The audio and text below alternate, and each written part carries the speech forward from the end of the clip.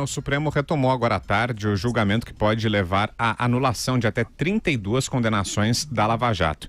O julgamento até agora está empatado, 4 ministros já votaram, está 2-2. Edson Fachin, relator, foi contra a anulação das sentenças da Lava Jato e acompanhado pelo ministro Luiz Roberto Barroso. Alexandre de Moraes abriu a divergência, foi acompanhado agora há pouco pela ministra Rosa Weber, portanto 2-2.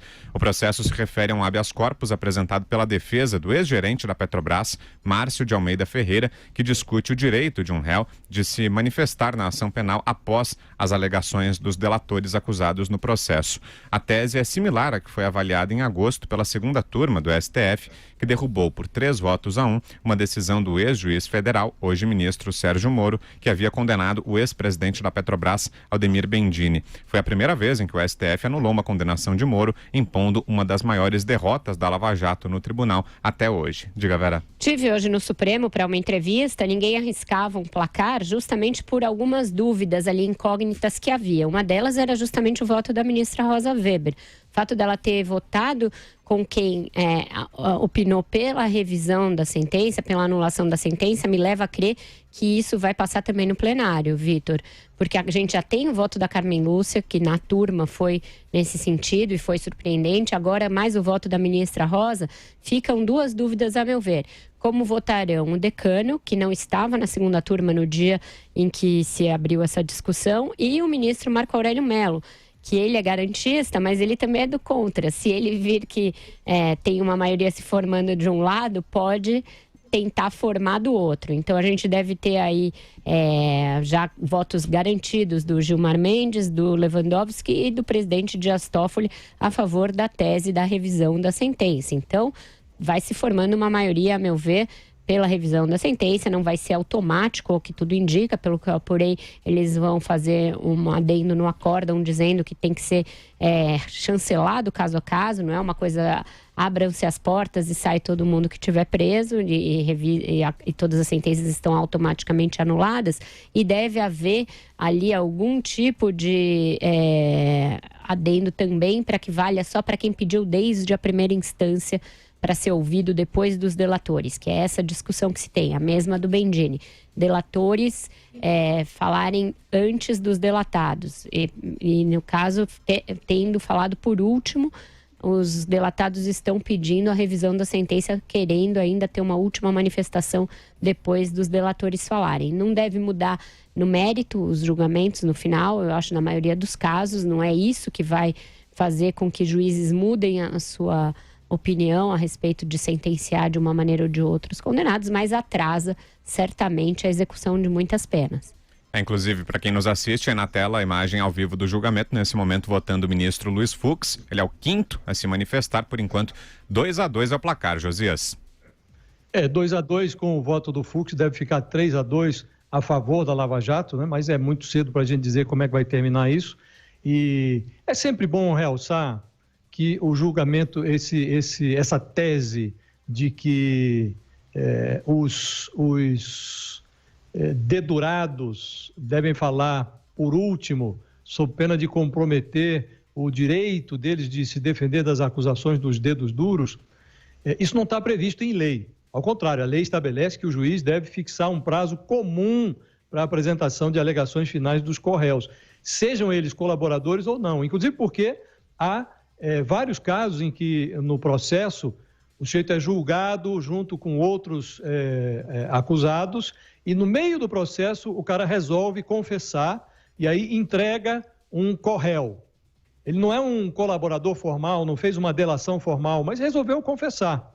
E nesses casos também, hoje, pelo que determina o Código de Processo Penal, que determina a lei das delações também, que nesse caso não se aplicaria porque não chegou a haver uma delação, mas a legislação não prevê um prazo diferente, é um prazo concomitante, simultâneo. Então, isso que o Supremo está sugerindo que se faça agora é algo absolutamente novo. Então, o que seria lógico?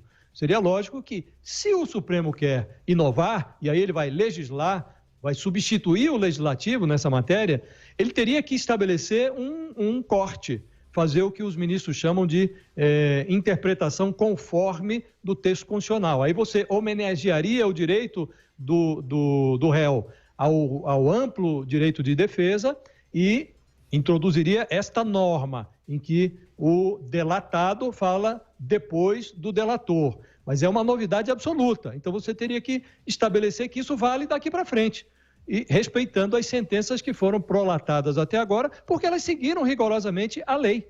Isso já foi consagrado no TRF4, lá em Porto Alegre, já foi consagrado no STJ, no caso do Bendini. Então, é uma inovação que o Supremo está fazendo. O Barroso, no voto dele, propôs mais ou menos isso, que se o Supremo for nessa linha de considerar a novidade como algo que deve ser introduzido no sistema penal, que ele o faça a partir de agora. Mas não se sabe se os demais ministros vão seguir isto.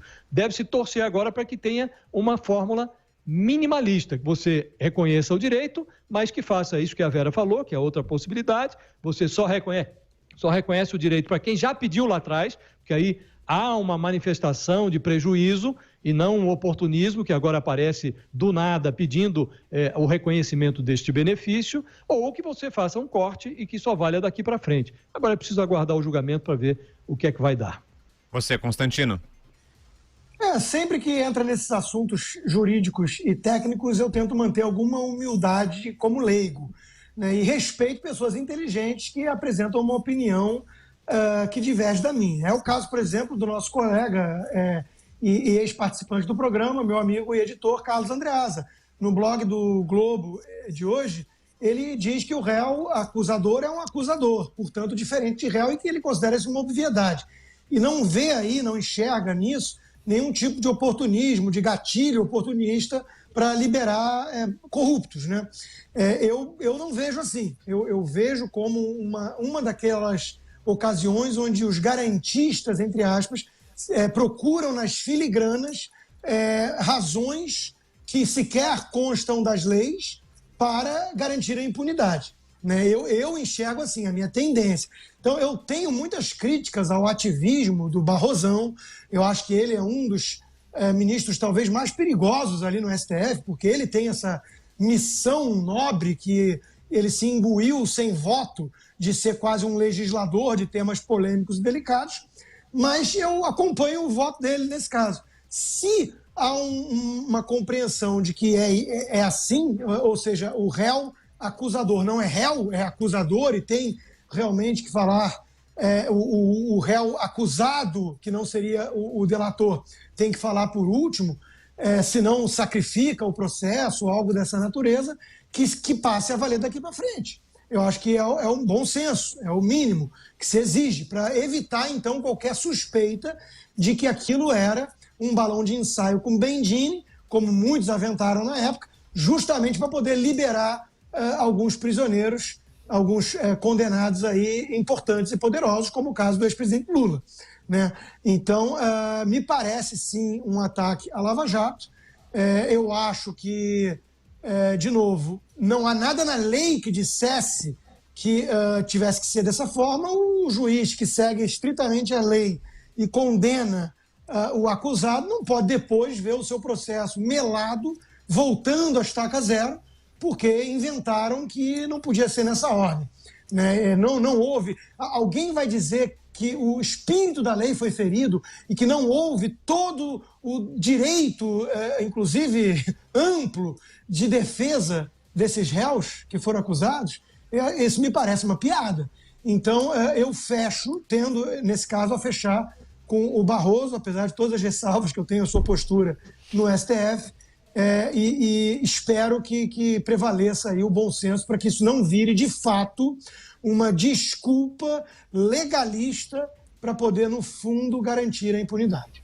E só antes de ir para o intervalo, vale dizer que o ministro Luiz Fux concluiu agora o voto dele e, como disse o Josias, votou também pela não anulação das condenações, 3-2, então, a favor, contra o pedido para anular as sentenças, e agora vota a ministra Carmen Lúcia, deve votar pela anulação, né, Vera? Já votou assim na turma, né? Já votou então, assim na turma. Ela era uma das 3-3. lavajatistas, mas ao menos nesse caso ela mudou de opinião. Vamos ver que impactos isso vai ter em outras teses da Lava Jato que vão ainda entrar em pauta, né? Entre elas, a da prisão após condenação em segunda instância. E há a possibilidade também de vista, né? A qualquer momento alguém pode também Não acredito fazer um pedido, que ninguém né? vai pedir vista nesse caso daí. É uma coisa que a turma já decidiu de um jeito para um réu. Eles têm de firmar um entendimento de uma vez, porque tem muita gente já condenada. Quando você tem réu preso, você costuma ter primazia. Eu não acredito em pedido de vista nesse caso.